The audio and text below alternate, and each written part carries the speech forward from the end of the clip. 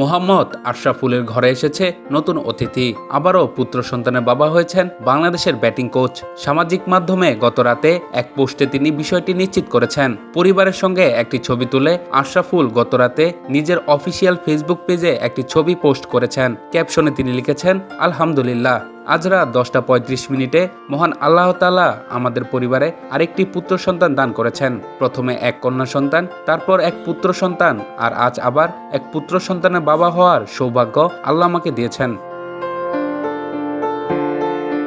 নতুন অতিথির জন্য সবার কাছে দোয়া চাইলেন আশরাফুল।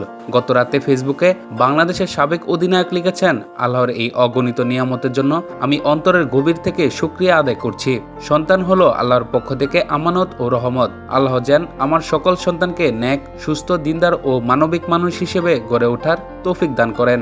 আপনাদের সকলের কাছে আমার সন্তানের জন্য দোয়ার আবেদন রইল। 2001 সাল থেকে 2013 পর্যন্ত বাংলাদেশের হয়ে 3 সংস্করণ মিলে খেলেছেন 261 ম্যাচ, নেতৃত্ব দিয়েছেন 62 ম্যাচে। গত কয়েক বছর ধরে তিনি পুরোদস্তুর কোচ হিসেবে কাজ করছেন। 2024 গ্লোবাল সুপার লিগে চ্যাম্পিয়ন রংপুর রাইডার্সের সহকারী কোচ ছিলেন তিনি। গত বছরের ডিসেম্বরে আয়ারল্যান্ড সিরিজ দিয়ে বাংলাদেশ দলের বিশেষজ্ঞ ব্যাটিং কোচ হয়েছেন আশরাফুল। তার অধীনে আয়ারল্যান্ড ও পাকিস্তানকে টেস্ট সিরিজে ধবলধোলাই করেছে। প্রথমবারের মতো বাংলাদেশ টানা 4 টেস্ট জিতেছে আশরাফুল ব্যাটিং কোচ থাকার সময়ই। পাকিস্তান নিউজিল্যান্ডের বিপক্ষে টানা 2টি ওয়ানডে সিরিজ জিতে ওয়ানডে র্যাঙ্কিংয়ে 9 নম্বরে থাকা পুক্ত করেছে। তাতে করে 2027 ওয়ানডে বিশ্বকাপে সরাসরি খেলার পথ সুগম হলো বাংলাদেশের।